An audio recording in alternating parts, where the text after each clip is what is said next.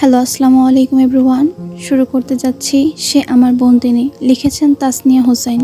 একটা বিস্ফোরণ মানেই নতুন এক জমি, এক রাজ্য, সব কিছুই তার পায়ের নিচে এসে পড়েছে। বীরের ঠোঁটে হালকা পাকা হাসি, সেই হাসিতে নেই কোনো মানবতা, নেই কোনো দয়া, শুধু এক তৃপ্তি, এক অদ্ভুত শান্তি। দেখেছে সে সামনে ছিন্ন ভিন্ন শরীর আর ধ্বংসস্তূপ। সে অন্যমনস্ক হয় না, বরং রক্ত দেখে তার মন শান্ত হয়।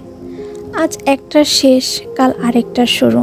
ধ্বংসই হবে তাদের সাম্রাজ্য যারা আমার সামনে দাঁড়াবে। তার চোখের সামনে একমাত্র জিনিস অধিকার, সব কিছুর উপর অধিকার একমাত্র তার, সব কিছুই তার। এবং কেউ যদি এই অধিকার প্রশ্ন করে, তবে তার শেষ কেবল মৃত্যু নয়, তার চেয়েও ভয়াবহ কিছু। নিকো দুই হাত পেছনে মেলে আড়মোড় ভাঙে, তার কণ্ঠে স্বস্তির ছোঁয়া, ক্লান্ত অথচ তৃপ্তির ছায়া।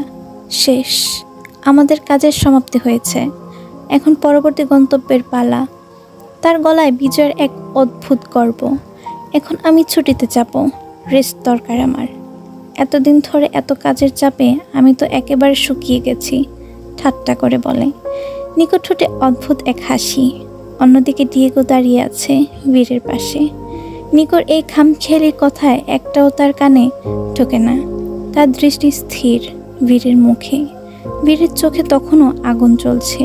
নিকো এবার সান্তিয়াগোর দিকে তাকিয়ে ইশারায় কিছু বোঝায়। সান্তিয়াগো যেন আগে থেকেই জানে কি করতে হবে, তাই সে চোখ নামিয়ে শুধু বলে, হয়ে যাবে বস। বীরের সারা শরীর রক্তে ভেজা, তার গা থেকে ঝরছে রক্তের স্রোত, কিন্তু সে একবারের জন্য নিজেকে দেখে না। তার চোখে তখন একটা দৃশ্য ভেসে আসে, ইশায়া। আজকে এই নৃত্যের রক্তের বন্যায় একমাত্র কারণ ইশায়া। ওদের উদ্দেশ্যই ছিল ইশায়াকে টার্গেট করা। তার সব সূত্ররাই এখন থেকে সবার আগে তার দুর্বলতাকেই টার্গেট করবে। এটাই বীরের রাগের একমাত্র কারণ। বীর মনে মনে প্রতিজ্ঞা নেয়, আর কখনো না, কোথাও না, তোকে আমি বাইরে কোথাও আনবো না। তার জন্য এই দুনিয়ার সবচেয়ে নিরাপদ জায়গা একটাই, বীরের প্রাসাদ। ওইখানে সে থাকবে তার বন্দিনী হয়ে, শেষ নিঃশ্বাস পর্যন্ত। সেখানে কেউ আসতে পারবে না, কোনো কিছুর ছায়াও তাকে স্পর্শ করতে পারবে না, কেউ ছুঁতে পারবে না, বাইরের আলো বাতাসও আর ছুঁতে পারবে না তাকে। তোকে স্পর্শ করার অধিকার একমাত্র আমার, আর কিছু আর তোর দিকে চোখ তুলে তাকানোর অধিকার নেই। ঈশা জারিন শুধু রাজবীর আলভারেজের। আমি তোর সব থেকে নিরাপদ আশ্রয়। বীরের চোখে তখনও রক্ত আর আগুন। আজকে একটু হলেই সে হারাতে পারত তাকে।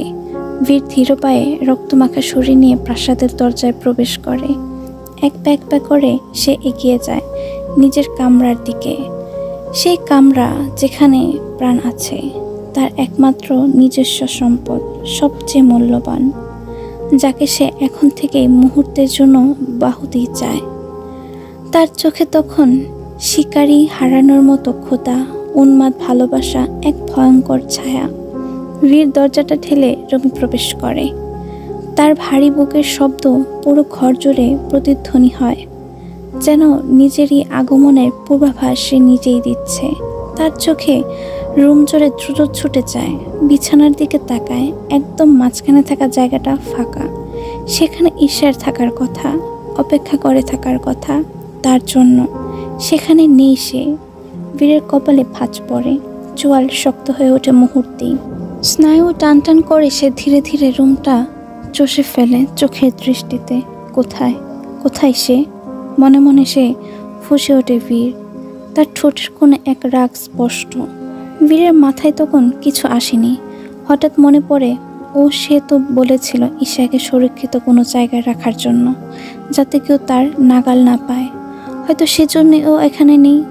বীর নিজের রাগ সামলায়, কিছুক্ষণ চুপচাপ দাঁড়িয়ে থাকে। এক ঝটকায় নিজের কালো কোটটা খুলে নিচে ছুঁড়ে মারে। তারপর সাইডে থাকা দিওয়ানে এসে বসে গা এলিয়ে দেয়। শ্বাস ভারী হয়ে উঠেছে তার, চোখে উত্তাল এক তীব্রতা। ডান হাতে রিভলভারটা রেখে দেয় সাইড টেবিলে। বীর চিৎকার করে ডাকে গার্ডদের। ডাক শুনে তৎক্ষণাৎ কয়েকজন গার্ড ভিতরে প্রবেশ করে। তাদের চোখ নিচু, পা জড়ানো, কেউ কারো দিকে চোখ তুলে তাকাতে পারছে না। বীর ক্লান্ত গলায় বলে, ঈশা কোথায়? নিয়ে এসো আমার সামনে। কেউই কিছু বলে না। এক অস্বস্তিকর হাড় গিলে খাওয়া নীরবতা ঝেঁকে ধরে পুরো ঘরটায়। চারদিক নিস্তব্ধ, অথচ ভয়াল। বীর চোখ খোলে, এক ঝলকে তাকিয়ে সোজা হয়ে বসে। তার চোখে যেন আগুন। কথা কানে যায়নি? হ্যাঁ। তার গলায় আওয়াজ যেন প্রতিধ্বনিত হয় দেওয়ালে দেওয়ালে। এলিসার সামনের সারিতে দাঁড়িয়ে কাপা কণ্ঠে আমতা আমতা করে বলে, ম্যাম। বীরের চোখ শুরু হয়ে আসে, ধমকে ওঠে, কি? Speak up, damn it. Elisa এক নিঃশ্বাসে সব কিছু বলে ফেলে। বস, ম্যাম নেই। আমরা সারা প্রাসাদ খুঁজেছি, উনি কোথাও নেই। তবুও তার মুখে কথাটা যেন ঠিকঠাকভাবে বেরোচ্ছে না, আটকে আটকে আসছে। বীর দাঁড়িয়ে পড়ে। সে যেন শুনেও শোনেনি। এটা অসম্ভব। মাথার ভেতরটা মুহূর্তে যেন ব্ল্যাঙ্ক হয়ে গেছে। নিজে ভুল শুনছে মনে করে আবারও বলে, কি? এলিসা এবার কাঁদো কাঁদো গলায় আবার বলে, ম্যাম নেই। ম্যামকে কোথাও খুঁজে সম্পূর্ণ কথা শেষ করার আগেই বীর রাগে উন্মত্ত হয়ে সাইড টেবিল থেকে রিভলভারটা তুলে নেয়। এক মুহূর্ত সময় ব্যয় করে না। এলিসার কপাল বরাবর শুট করে। ধোঁয়া আর রক্তে ঠেকে যায় সেই অংশটা। মুহূর্তে মেঝেতে লুটিয়ে পড়ে এলিসা। চারপাশ স্তব্ধ হয়ে যায়। রুমে দাঁড়িয়ে থাকা বাকি গার্ডরা আতঙ্কে কেঁপে ওঠে। একজন হাঁটু গেড়ে বসে পড়ে কাঁদতে কাঁদতে বলে, বস প্লিজ মাফ করে দিন। আমরা চেষ্টা করেছি, ম্যামকে বারবার বলেছি এখান থেকে কোনো সুরক্ষিত জায়গায় নিয়ে যাওয়ার জন্য, কিন্তু তিনি মানেননি। আমরা ম্যামকে খুঁজেছি। বীর কিছুই শোনে না। তার মাথায় তখন কিছু একটা বিস্ফোরণের মতো হচ্ছে। হৃদস্পন্দন এত দ্রুত হচ্ছে যেন সারা শরীরকেই টান দিচ্ছে। ঠিক তখন বাইরে থেকে দৌড়ে রুমে ঢুকে আসে নিকো আর ডিয়েগো। বীর তাদের দিকে তাকায়। মুখ আগুনের মতো লাল, চোখ জ্বলছে উন্মত্ততায়। সে চিৎকার করে বলে ওঠে, where is my girl? Bring her to me right now. আমি এই মুহূর্তে ওকে দেখতে চাই। নিয়ে আসো ওকে। তার চিৎকারে কাঁপে পুরো রুম। কেউ সাহস করে এক পা পর্যন্ত আগায় না। আর এক সেকেন্ডও সময় না নিয়ে বীর পাশে দাঁড়িয়ে থাকা 8 জন গার্ডের দিকে একে একে তাক করে গুলি চালাতে থাকে। 1টা 2টা 3টা 8টা গুলি। শেষ 8টা প্রাণ। এক মুহূর্তে জায়গাটা রক্তাক্তে লাশের স্তূপে পরিণত হয়। ডিয়েগো এবং নিকো হতভম্ব হয়ে দাঁড়িয়ে আছে। কেউ কথা বলার সাহস পায় না। বীরের হাত তখনও কাঁপছে। তার শ্বাস খুব দ্রুত চলছে। বীর থপ করে বসে পড়ে বিছানায়। নিকো দৌড়ে আসে তার কাছে। বীর চোয়াল শক্ত করে আছে, চোখ শুধুই আগুন, ভেতরে ভয়। এই প্রথম জীবনে এই প্রথম বীর কাউকে হারিয়ে ফেলার ভয় পাচ্ছে। আদ্রিয়ান গাড়ি চালাচ্ছে। গন্তব্য রাহির বাড়ি। ধীরগতিতে গাড়ি এগিয়ে চলেছে। গাড়ির হেডলাইটের আলো কেবল সামনের রাস্তাকে আলোকিত করছে। আদ্রিয়ানের চোখে মুখে উদাসীনতার ছাপ। তার চেহারায় এক গম্ভীর ভাব। চোখের সমস্ত অনুভূতি একদম জমাট বেঁধে আছে। আর সেই বোঝা নিয়ে সে ছুটে চলেছে। সে যাচ্ছে কেবল তার মায়ের অসুস্থতার জন্য, মায়ের অনুরোধ রক্ষা করতে। তার নিজের ইচ্ছে নেই, হৃদয়ে টান নেই, তবুও যেতে হচ্ছে তাকে এই পথে। আদ্রিয়ান জানে রাহির মনের অবস্থা কতটা এলোমেলো। সে চেয়েছিল রাহি যেন নিজেকে গুছিয়ে নেয়, নতুন করে জীবন শুরু করে। কারণ সে নিজেই তো এক জীবন্ত লাশ, একটা শূন্য খোলস। একটা নিষেধ মানুষ আরেকজনকে জীবনে কি দিতে পারবে সে? তার কাছে যে দেওয়ার মতো কিছুই নেই। কিন্তু আজ তার কাছে কোনো উপায় নেই। যেতে হবে মায়ের জন্য, আর কিছুই করার নেই। গাড়ি এসে থামে রাহির বাসার সামনে। আদ্রিয়ান দরজা নক করে। রেহানা বেগম এসে দরজা খোলেন। চোখে বিস্ময়। এতদিন পর এই ছেলেকে হঠাৎ দেখে। তিনি তাকে ঘরে বসান, যত্ন করে চা নাস্তা আনান। আদ্রিয়ান বোঝে এই মানুষটি ছোটবেলা থেকেই তাকে স্নেহ করতেন। সেই স্নেহ এখনও চোখে মুখে স্পষ্ট। রাহির বোন দৌড়ে গিয়ে রাহিকে খবর দেয়, রাহি রাহি, আদ্রিয়ান ভাইয়া এসেছে। এমন কথায় রাহির ভেতরটা কেঁপে ওঠে। আদ্রিয়ান এসেছে শুনেই চোখ ভিজে আসে, বুকের ভেতর কেমন চাপ ধরে আসে। কিন্তু অভিমান হারানোর বেদনা তাকে বিছানা ছেড়ে উঠতে দেয় না। সে চুপচাপ থাকে, নিজের সাথে লড়াই করে। অন্যদিকে আদ্রিয়ান চুপচাপ বসে আছে, তার চোখে ক্লান্তির ছাপ। রেহেনা বেগম বারবার তাকাচ্ছেন। সাফা এগিয়ে আসে, তার চোখ যেন আগুন। পারতেই হবে, এই ছেলেটার ওদের হাতে পড়িস। কত গম্ভীর। ছেলেটি ছোট থেকেই সাফার সাথে ছিল, তাদের ভালোবাসা ছিল স্বপ্নের মতো। কিন্তু এখন সবকিছু শেষ। তিনি নিজেও অসহায় বোধ করছেন, কিন্তু কিছুই করার নেই। রাহি কোথায় খালা? রেহেনা বেগম ধীরে বললেন, আছে তার ঘরে। আদ্রিয়ান কোনো ভনিতা ছাড়াই বলে, আমার রাহির সাথে কিছু কথা ছিল। বারান্দার এক কোণে দাঁড়িয়ে আছে রাহি, আর চোখে দেখছে আদ্রিয়ানকে। মুখের দাড়ি আগের চেয়ে বড় হয়েছে, চুলও অগোছালো হয়ে আছে। সব মিলিয়ে তাকে অচেনা লাগছে রাহির কাছে। তার বুকের ভেতর হাহাকার করছে, তবু মুখ ফুটে কিছু বলতে পারছে না। চারদিকে এক অদ্ভুত নিস্তব্ধতা নেমে এসেছে। বাতাসও তাদের বিষণ্ণতা টের পেয়ে থমকে আছে। কারো মুখে কোনো শব্দ নেই। আদ্রিয়ান অদূরে তাকিয়ে সিগারেটের ধোঁয়া ওড়াচ্ছে। হঠাৎ নিস্তব্ধতা ভেঙে আদ্রিয়ান নিচু গলায় বলে, চল আমার সাথে, তোকে নিতে এসেছি। তার কণ্ঠে এক ধরনের ক্লান্তি, এক ধরনের অনুরোধ। ঠিক আছে, আপনি গাড়িতে গিয়ে বসুন, আমি আসছি। রাহি কথাগুলো বলেই আর এক সেকেন্ডও দাঁড়ায় না, দৌড়ে চলে যায়। আদ্রিয়ান অবাক হয়ে পিছনে তাকায়। সে ভেবেছিল রাহি হয়তো শেষ মুহূর্তে আবার পিছিয়ে যাবে, আবারও বিয়ের কথা উঠাবে, আবারও তাকে বোঝাতে হবে, আবারও একই কথার পুনরাবৃত্তি করতে হবে। কিন্তু রাহি তার সব ভাবনা ভুল প্রমাণ করে দিয়ে এক ঝটকায় নিজেকে শক্ত করল আর তার সাথে যাওয়ার জন্য রাজি হয়ে গেল। রাহির এই পরিবর্তনে আদ্রিয়ানের মুখে অস্পষ্ট একটা হাসি ফুটে ওঠে। সে খুশি হয় রাহির অন্তত তাকে বুঝেছে, তাকে কোনো কিছুর জন্য জোর করেনি। রাহি ব্যাগ গোছাচ্ছে, তখন দরজার পাশে দাঁড়িয়ে রেহেনা বেগম বিস্মিত হয়ে বলেন, তুই না বলেছিলি আর কখনো ওখানে ফিরবি না? রাহি ব্যাগ জিনিসপত্র ঠোকাতে ঠোকাতে বলেছিলাম, কিন্তু এখন মত পাল্টেছি মা। আমাকে ওদের প্রয়োজন। শুধু নিজের সুখ, নিজের স্বার্থ নিজে ভাবলে চলবে না। আমি চাই ওরা ভালো থাকুক, শান্তিতে থাকুক। ওই মানুষটাও আমি জানি তাকে ফিরে আনতে পারবো না, তবুও। বলতে বলতে কণ্ঠ ভেঙে আসে রাহির। চোখে পানি আটকে রাখতে পারল না, ফুপিয়ে কেঁদে ওঠে সে। রেহেনা বেগম এসে মেয়েকে বুকে জড়িয়ে নেন। মেয়ের পিঠে হাত বুলিয়ে শান্ত করার চেষ্টা করলেন। শক্ত হ, তুই যা করছিস সেটাই ঠিক। আমার আপুর জন্য প্রয়োজন তোকে। তোর মামুনির খেয়াল রাখিস। অবশেষে রওনা হলো তারা। গাড়িতে বসে রাহি সিটে হেলান দিয়ে জানালার বাইরে তাকিয়ে আছে। দীর্ঘ রাস্তা, সে একবারও কোনো কথা বলেনি। শুধু তার চোখের কোণ বেয়ে বারবার পানি গড়িয়ে পড়ছে। একটা মানুষকে এতটা ভালোবেসেও সে কখনো তাকে পাবে না, এটাই সে মানতে পারে না। আদ্রিয়ানকে তার ছোট থেকেই ভালো লাগতো, কিন্তু বড় হওয়ার পর সাফা আদ্রিয়ান একসাথে দেখে সে আস্তে আস্তে সরে আসে। তার অনুভূতিগুলো চাপা পড়ে যায় ওদের ভালোবাসা দেখে। কিন্তু আজ এই লোকের এই বিধ্বস্ত অবস্থা সে আর নিতে পারছে না। ভেবেছিল সে এইবার হয়তো তাকে পাবে, কিন্তু আর কপালে যে এত সুখ নেই। রাহি চুপচাপ হাতের আঙুল দিয়ে চোখের পানি মুছছে, কিন্তু কান্না যেন থামতেই চাইছে না। আদ্রিয়ান হালকা আর চোখে তাকাচ্ছে বারবার রাহির দিকে। তারও খারাপ লাগছে রাহির কষ্ট দেখে, কিন্তু তার যে কিছুই করার নেই। মুহূর্তেই জায়গাটা রক্তাক্ত লাশে স্তূপে পরিণত হয়। ডিয়োগা এবং নিকো হতভম্ব হয়ে দাঁড়িয়ে আছে। কেউ কিছু বলার সাহস পাচ্ছে না। বীরের হাত তখনও কাঁপছে, তার শ্বাস খুব দ্রুত চলছে।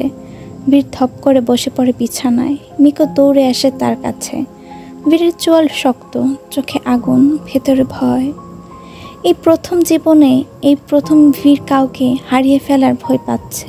হ্যাঁ, নিষ্ঠুর ভয়ঙ্কর জীবনে এই প্রথম বীর অনুভব করছে এক অজানা শূন্যতা, এক হাহাকার, কাউকে হারিয়ে ফেলার ভয়। এতদিন যে মানুষটার কাছে মৃত্যু, যুদ্ধ, রক্তপাত ছিল শুধু এক খেলা, সেই বীর আজ নিজেই গড়ে তোলা বন্দিনীর জন্য ভিতরে ভিতরে কেঁপে উঠছে। এতদিনের নির্ঘুম রাত, বিশাল ঝড়ঝাপটা, আর এই একের পর এক রক্তাক্ত মিশন, সবকিছু ক্লান্তি, মানসিক চাপে পাহাড়ি যেন এই মুহূর্তে এসে বীরকে পুরোপুরি ভেঙে দেয়। বীরের বুকের ভেতরটা থকথক করছে, শ্বাস বন্ধ হয়ে আসছে মনে হচ্ছে। ভেতরে অজানা ভয় ঈশাকে হারিয়ে ফেলার। যদি এক মুহূর্ত দেরি হয়, সে ঈশাকে চিরতরে হারাবে। এসব ভাবনার মাঝখানেই চোখের সামনে অন্ধকার দেখে। শুরু হতেই দুর্বল হয়ে ওঠে। ভাই! নিকোর গলা ফেটে যায় আতঙ্কে, চিৎকার করে ওঠে সে। এক লাফে এগিয়ে এসে 2 হাতে বীরকে ঝাপটে ধরে। ডিয়েগো ছুটে আসে বীরের কাছে। ডক্টর, ডক্টর, ডাক্তার ডাকো এক্ষুনি। নিকোর কণ্ঠে হুকুমের সঙ্গে শোনা যায় ভয়, পৃথিবীতে একমাত্র আপন কাউকে হারিয়ে ফেলার ভয়। বীরকে ধরে বিছানায় শুয়ে দেওয়া হয়। ঘরের চারদিকে ওদের চলাচলের ধ্বনি, দ্রুত নিঃশ্বাস, আতঙ্কের ভারী নিস্তব্ধতা। জরুরি তলব। ডাক্তার ছুটে আসে। বীর চোখ, শ্বাস, নড়াচড়া সব কিছু পরীক্ষা করে বলে, এক্সট্রিম টেনশনে হার্ট রেট বেড়ে গেছে, মানসিক চাপ থেকে হয়েছে। ইনজেকশন দিচ্ছি, কিছুক্ষণ পর জ্ঞান ফিরবে, চিন্তা করবেন না। কিন্তু ওনাকে বলবেন টেনশন কম করতে। ডাক্তার বীরের হাতে ইনজেকশন পুশ করে। ডাক্তার চলে গেলে নিকো, ডিয়েগো, সান্তিয়াগো, মেটিয়াস সবাই রুমে দাঁড়িয়ে এক দৃষ্টিতে বীরের দিকে তাকিয়ে থাকে। সবার ভেতরে একটাই ভয়, যদি বীরের কিছু হয়ে যায়, যদি একটা মেয়ের জন্য এই রাজা ভেঙে পড়ে, তাহলে তাদের এতদিনের কষ্টে গড়া এই সাম্রাজ্য এক মুহূর্তে ধস নামবে। নিকোকে কি করতে হবে সেটা সে ভালো করেই জানে, তাই সে সময় নষ্ট না করে কাজে লেগে পড়ে। এদিকে ঈশা তখন এক দুঃসাহসিক পলায়নের পথে। অজানা ভয় তাকে তাড়া করছে, যেন হাজারো হাত তার পেছনে লেগেছে। সাফার সেই কণ্ঠ এখনো কানে বাজছে, তার অনবরত, পালিয়ে যা, এখনই তোর সুযোগ, এটাই তোর কাছে শেষ সুযোগ, না হয় সারা জীবন তোর এখানে পড়ে থাকতে হবে, সারাটা জীবন এই দাসত্ব করে যেতে হবে, নিজের কোনো অস্তিত্ব থাকবে না, বাঁচতে হলে বাঁচার মতো করে বাঁচ। চাদরের আড়ালে মুখ থেকে নিজের শরীরটাকে যতটা সম্ভব সংকুচিত করে ঈশা অন্ধকার কোণে পরকোণ বেছে নিচ্ছে। ঈশা ভয় পুরোপুরি কুঁকড়ে যাচ্ছে, তার বুকের ভেতরে যেন দম আটকে আসছে, প্রতিটা নিঃশ্বাস ভয় আর শঙ্কা। সে জানে আজ সে দুঃসাহসিক কাজটা করেছে, তার শাস্তি কতটা ভয়ঙ্কর হতে পারে। কিন্তু তবুও এক টুকরো আশার জন্য, পরিবারের কাছে ফিরে যাওয়ার আশায়, বাবা মায়ের মুখ দেখার জন্য, একবার মায়ের কোলে মাথা রাখার আশঙ্কায় সে নিজের জীবন বাজি রেখে এত বড় পদক্ষেপ নিয়েছে।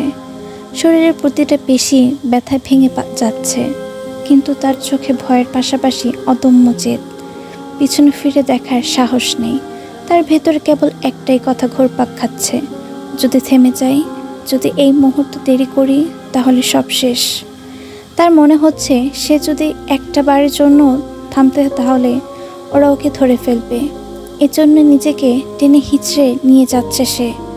মনে হচ্ছে প্রতিটা পদক্ষেপ মৃত্যু তার পেছনে ছুটে আসছে। এই মুহূর্তে বেঁচে থাকার একটাই উপায়, তাকে এখান থেকে বেরোতে হবে, আর সেটাও এখনই, ঠিক এই ক্ষণে। কারণ ঈশা জানে বীরের কাছে খবর পৌঁছে গেলে সে এই পুরো এলাকা ঘিরে ফেলবে, তখন তাকে বাঁচাতে পারবে না কেউ। কিন্তু কোথায় যাবে সে, কোথায় এমন আশ্রয় পাবে যা বীরের ভাবনার বাইরে? চোখে অন্ধকার, তবুও তার পা দৌড়ে যাচ্ছে নিজের অজান্তে। বীরের জ্ঞান ফিরে প্রায় 1 ঘন্টা পরে। চোখ খুলতেই কয়েক সেকেন্ড বোঝার চেষ্টা করে সে কোথায় আছে, কি হচ্ছে। কিন্তু যখনই পুরো ঘটনার সব টুকরো মনে পড়ে, তখনই বীর উঠে বসে পড়ে। তার ক্ষত বিক্ষত বুক একেবারে উন্মুক্ত, চুল এলোমেলো, ঘামে ভেজা, ক্ষত চিহ্নে লেগে থাকা শুকনো রক্ত আর ধুলায় আস্তর তাকে যেন এক হিংস্র জানোয়ারে পরিণত করেছে। চোখ দুটো লাল, পাথরের মতো কঠিন, পুরো রুম কাঁপিয়ে বেরিয়ে আসে রাগের শ্বাস। বীরের জ্ঞান ফেরার খবর পেয়ে একজন গার্ড তড়িঘড়ি করে নিকোর কাছে খবর নিয়ে যায়। নিকো শুনে দ্রুত পায়ে রুমে ঢুকে, কঠিন চোখে বীরের দিকে তাকায় সে। বীর গম্ভীর গলায় নিকোকে লক্ষ্য করে বলে, সালদানা ছিল না আজকে? ও বাঁচল কিভাবে? ওর খোঁজ বের করো, 1 ঘন্টার মধ্যেই খোঁজে আনো। যদি ঈশার কিছু হয় আমি এই পুরো শহর ধ্বংস করে দেব। সালদানাকে খোঁজো। নিকো ঠান্ডা গলায় কিন্তু স্পষ্ট উচ্চারণে বলে। সালদানা কিছুই করেনি। বীরের মুখ মুহূর্তেই শক্ত হয়ে যায়। তার লাল চোখ আরও লাল হয়ে ওঠে, গলার শিরাগুলো ফুলে ওঠে। বীর চিৎকার করে বলে ওঠে, ও কিছু করেনি তাহলে ঈশা কোথায়? Where is she? Where is she? Why isn't she here? Where is my wife? বীরের গলার স্বরে চিৎকারে পুরো রুম কেঁপে উঠেছে। বীর আবারও বলে, Despite having so many guards, how could no one protect her? If anything happens to her, I will destroy everything. I won't spare anyone. গার্ডরা বাইরে দাঁড়িয়ে আতঙ্কিত দৃষ্টিতে একে অপরের মুখের দিকে তাকায়। একটু আগের ঘটনা সবাই ভয় পেয়ে আছে। এখন এই মানুষটা নিজের শ্বাসের শব্দ সহ্য করতে পারছে না। তাদের কি অবস্থা করবে? নিকো এবার শক্ত গলায় বলে, সিসিটিভি ফুটেজটা একবার দেখো। বীর তার দিকে তাকায়, চোখে কুণ্ডলি কাঁপানো আগুন। বুঝতে পারছে না নিকো কেন এভাবে বলছে। আর এক মুহূর্ত সময় নষ্ট না করে বীর যায় সিসিটিভি ফুটেজ চেক করতে। বীর এক মুহূর্ত দেরি করে না, সোজা ছুটে যায় মনিটর রুমে যেখানে সিসিটিভি ফুটেজ রেকর্ড হয়। একদম আটকে আসা রাগ নিয়ে বীর স্ক্রিনের দিকে তাকায়। প্রথমে বের করা হয় তার প্রাসাদের ফেয়ার আগের ফুটেজ। ঈশা কিভাবে নিঃশব্দে রুমের দরজা খুলে বেরিয়ে আসে, চাদর দিয়ে মুখ পেঁচিয়ে।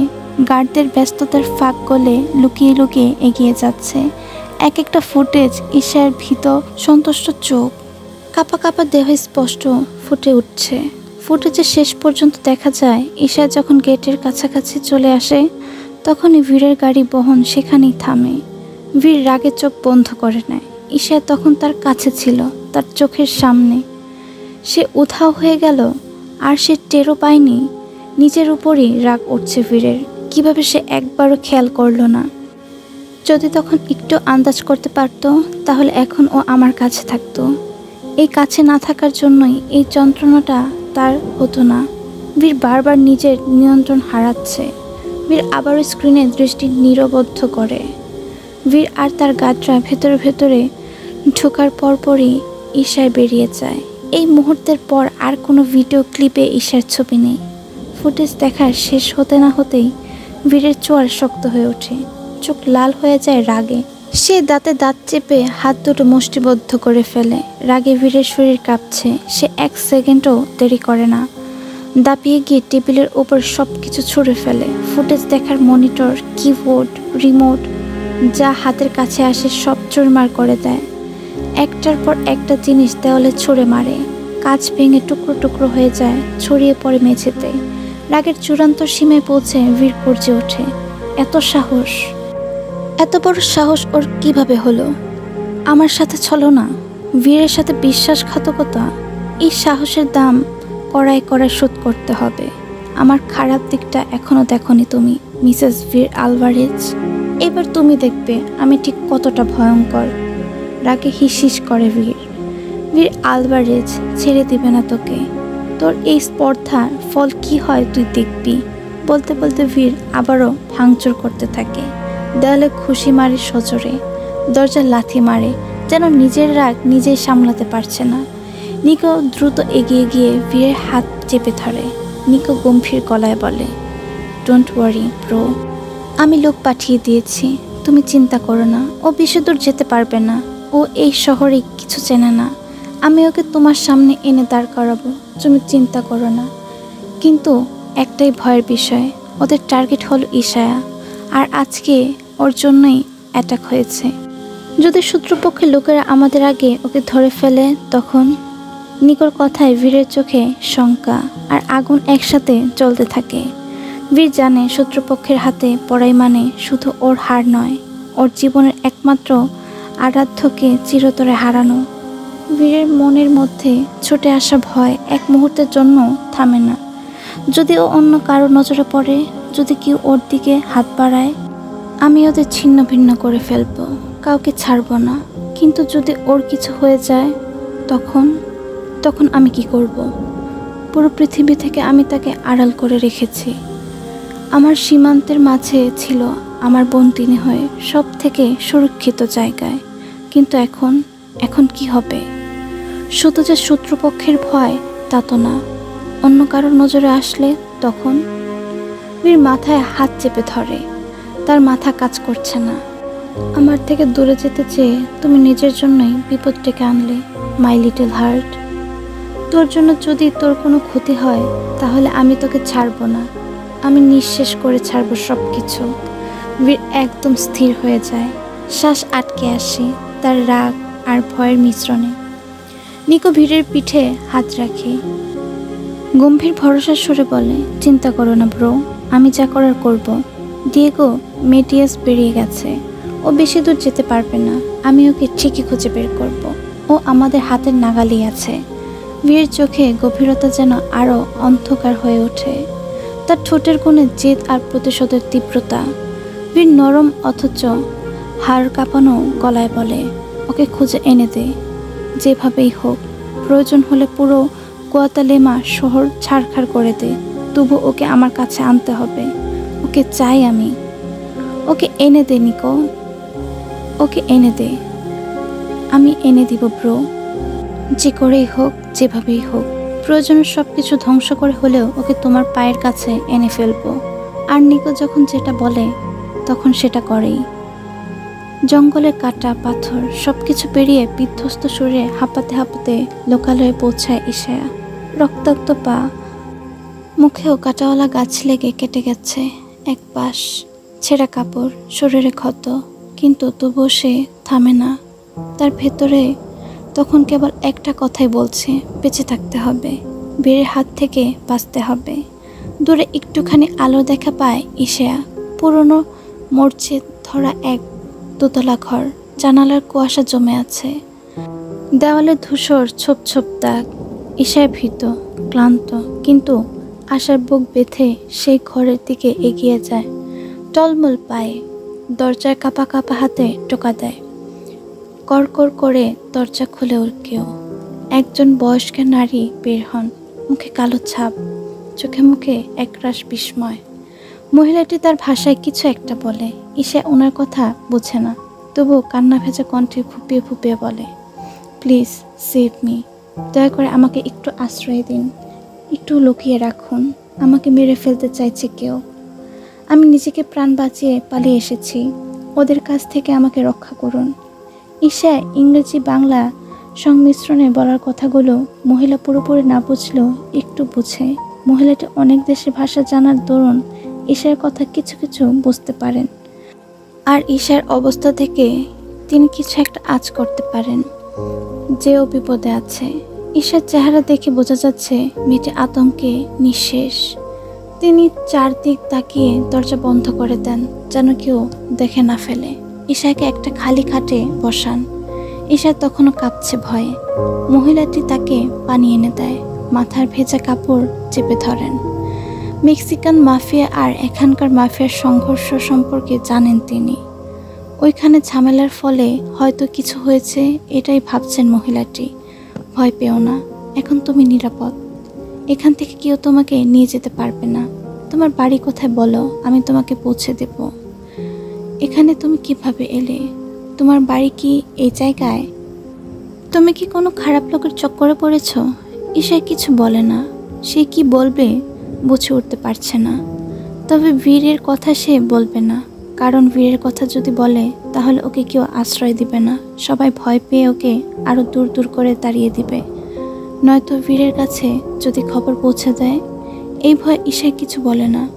মহিলাটি বুঝতে পারে ঈশা ভয়ে, তাই সে আর কিছু না বলে রান্নাঘর থেকে ঈশার জন্য কিছু খাবার এনে দেয়। সারাদিন থেকে কিছু না খাওয়ায় খুব খিদে ছিল তার। এর মাঝে এসবের কারণে খুব ক্লান্ত, শরীরটা আর তার চলছে না। সে আর কিছু না বলে খাবারটুকু খেয়ে নেয়।